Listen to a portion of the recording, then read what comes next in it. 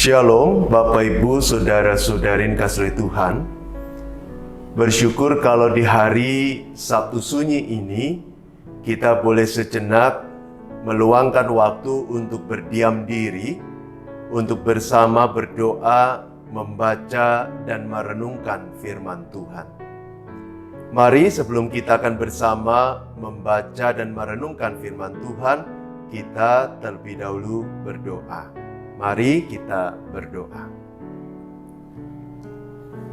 Tuhan yang Maha Baik, Maha Pengasih dan Maha Penyayang, Tuhan yang kami kenal melalui Yesus Kristus, yang telah menanggung derita demi keselamatan kami, sehingga kami boleh dekat dengan Tuhan dan menjadi umat Tuhan. Kami sungguh bersyukur untuk kasih karunia-Mu dalam hidup kami, untuk kebaikan-Mu yang memberi kami pengharapan, untuk anugerah yang Kau curahkan bagi kami semua. Terkhusus juga firman yang telah Kau berikan sebagai pedoman dalam kehidupan kami. Dan kami percaya ketika pada saat ini kami akan bersama membaca dan merenungkan firman Tuhan, Tuhan sendiri akan menolong kami sehingga kami dapat mengerti, memahami firman-Mu dan melakukannya di dalam kehidupan kami hari demi hari. Karena itu kami menenangkan diri, mengarahkan fokus hati pikiran kami hanya kepada Tuhan dan memohon, Bapa, berfirmanlah kepada kami. Doa ini kami panjatkan hanya di dalam nama Tuhan Yesus Kristus. Amin. Bapak, Ibu, dan saudara-saudari kasih Tuhan, di hari Sabtu Sunyi ini kita merenungkan sebuah tema, yakni Carpe Diem, dan kita membaca satu bagian firman Tuhan dari Matius 27, Matius pasal 27, ayat 57 sampai 61. Matius 27, ayat 57 sampai 61, tertulis demikian. Menjelang malam, datanglah seorang kaya, orang Arimatea, yang bernama Yusuf, dan yang telah menjadi murid Yesus juga. Ia pergi menghadap Pilatus dan meminta mayat Yesus. Pilatus memerintahkan untuk menyerahkannya kepadanya. Dan Yusuf pun mengambil mayat itu, mengapaninya dengan kain lenan yang putih bersih, lalu membaringkannya di dalam kuburnya yang baru, yang digalinya di dalam bukit batu. Dan sesudah menggulingkan sebuah batu besar ke pintu kubur itu, pergilah ia. Tetapi Maria Magdalena dan Maria yang lain tinggal di situ, duduk di depan kubur itu. Sampai sekian jauh bacaan kita pada saat ini. Bapak, Ibu, saudara-saudari kasih Tuhan, Carpe Diem ada sebuah frasa yang mungkin asing di telinga kita. Carpe Diem adalah sebuah ungkapan dalam bahasa Latin yang diambil dari puisi yang ditulis oleh Horace. Dan Carpe Diem punya pengertian rebutlah hari ini. Atau dalam pengertian yang lebih luas, gunakan waktu yang ada, gunakan kesempatan yang ada sebaik mungkin. Nah, ungkapan ini ditulis oleh Horace dengan sebuah tujuan untuk mendorong setiap orang agar menjalani hidup dengan bijaksana. Karena hidup manusia penuh dengan ketidakpastian, termasuk diantaranya kita tidak tahu apa yang akan ada di depan, dan kita juga tidak tahu dengan pasti kapan akhir dari hidup kita. Karena itu Horace mendorong setiap manusia untuk menggunakan waktu yang ada dengan baik, menggunakan saat ini dengan bijaksana supaya tidak menyesal ketika kesempatan itu sirna. Nah, yang menarik adalah nasihat serupa pernah diberikan oleh Rasul Paulus dalam surat Efesus pasal yang kelima, ayat yang ke-15 dan 16. di mana Rasul Paulus berkata, perhatikanlah dengan saksama bagaimana kamu hidup. Janganlah seperti orang bebal, tetapi seperti orang arif. Dan pergunakanlah waktu yang ada, karena hari-hari ini adalah jahat. Menarik bagaimana Rasul Paulus membandingkan antara orang-orang bebal yang tidak takut akan Tuhan, yang mengabaikan peringatan-peringatan Tuhan, dan orang yang arif, orang yang bijak, orang yang menjalani hidup seturut dengan kebenaran Allah dan menjalani hidup bagi Tuhan. Dan Paulus berkata, orang yang arif adalah mereka yang menggunakan waktunya dengan bijaksana, yang tidak menyia-nyiakan kesempatan yang Tuhan berikan kepada mereka. Sebaliknya, orang yang bebal adalah mereka yang menyia-nyiakan waktu demi memuaskan keinginan mereka, hawa nafsu mereka, ego mereka, dan mereka hidup demi kebahagiaan mereka sendiri, bukan untuk menyenangkan hati Tuhan. Nah, Paulus mendorong setiap kita sebagai murid Kristus untuk hidup dengan bijaksana. Kenapa? Karena dua alasan. Yang pertama, karena hidup kita adalah anugerah Tuhan. Paulus sadar bahwa tanpa kasih karunia Allah, maka kita tidak mungkin dilahirkan di dunia ini. Dan tanpa kasih Allah yang memelihara kehidupan kita, maka manusia tidak akan bisa bertahan hidup. Karena itu, Rasul Paulus menghayati hidupnya atau kehidupan setiap manusia sebagai kasih karunia dari Tuhan. Dan bukan hanya itu, Paulus pun juga sadar bahwa Kristus sudah mati untuk keselamatan kita, sehingga manusia yang seharusnya binasa bisa memperoleh hidup yang kekal karena pengorbanan Kristus. Karena itulah Paulus selalu mengingatkan kita untuk menjalani hidup anugerah Tuhan ini dengan bijaksana, dengan bertanggung jawab sesuai dengan kehendak Tuhan bagi kemuliaan nama Tuhan, dan melakukan segalanya sebagai wujud syukur dan kasih kepada Tuhan. Nah, alasan yang kedua kenapa Paulus mendorong kita untuk menggunakan waktu hidup kita dengan bijaksana, karena waktu itu terus berjalan dan waktu yang berlalu tidak mungkin dapat diulang kembali. Karena itu ketika kita menyia-nyiakan kehidupan kita dan waktu itu akhirnya terlewatkan, maka yang tertinggal hanya sebuah penyesalan karena kita tidak menggunakan waktu dengan baik.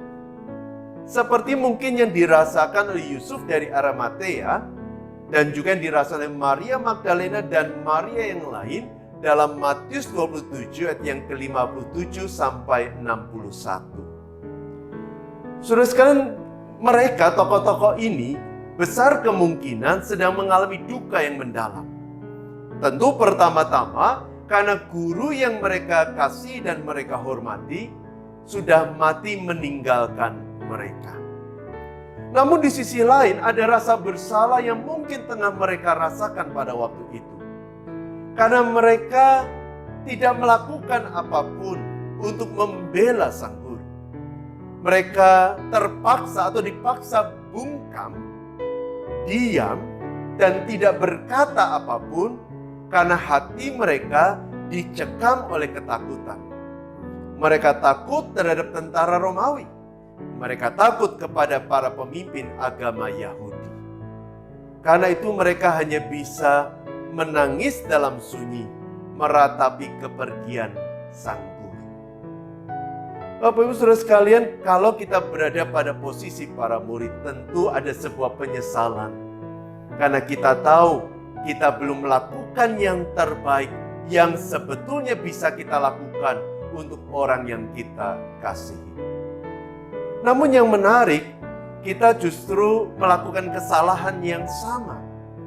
Dengan lebih memilih melakukan apa yang kita mau dibandingkan meluangkan waktu bersama dengan orang yang kita kasihi. Akibatnya ketika orang yang kita kasih itu tiada, baik itu mungkin pasangan kita, orang tua kita, saudara kita, anak-anak kita, teman kita, mereka tidak ada lagi dalam kehidupan kita. Yang tertinggal hanya sebuah penyesalan karena kita belum memiliki cukup waktu bersama mereka untuk membahagiakan mereka. Atau mungkin bagi anak-anak muda, berapa banyak di antara kita yang membuang kesempatan untuk menempuh studi dengan baik. Sehingga ketika kita beranjak dewasa dan kita kehilangan banyak kesempatan untuk punya karir yang baik, untuk mewujudkan cita-cita dalam kehidupan kita, kita menyesal karena kita dulu tidak menggunakan waktu kita dengan bijaksana. Saudara sekalian, ketika waktu itu berlalu, yang tertinggal hanya sebuah penyesalan. Itulah alasan kenapa Paulus mengingatkan kita untuk menggunakan waktu hidup kita dengan baik, dengan bijaksana, agar ketika waktu itu terus berjalan, kita tidak terpuruk dalam penyesalan karena kita sudah menyia-nyiakan waktu yang ada dengan bijaksana. Nah, yang menarik adalah apa yang kemudian dilakukan oleh Yusuf dari Arimatea maupun oleh Maria Magdalena dan Maria yang lain. Bahwa ketika mereka berada dalam duka dan mereka tidak bisa melakukan apapun demi membela sang guru, maka mereka tetap berusaha melakukan apa yang mereka bisa demi menunjukkan kasih dan rasa hormat mereka kepada sang guru. Yusuf Arimatea sebagai contoh, ia menemui Pilatus meminta izin untuk memakamkan sang guru. Dia mengapani sang guru dengan kain lenan dan memakamkan sang guru di sebuah kubur yang baru miliknya sendiri. Dia berusaha memberikan yang terbaik sebagai bentuk syukur, sebagai bentuk rasa hormat dan penghargaannya kepada sang guru. Maria Magdalena dan Maria yang lain juga berusaha melakukan yang sama.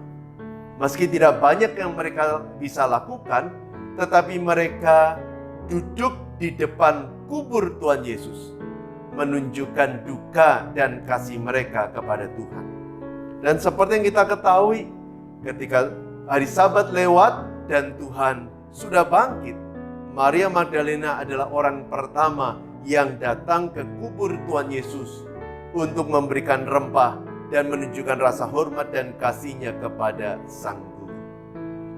Bapak Ibu Saudara sekalian, mungkin awalnya semua terasa terlambat.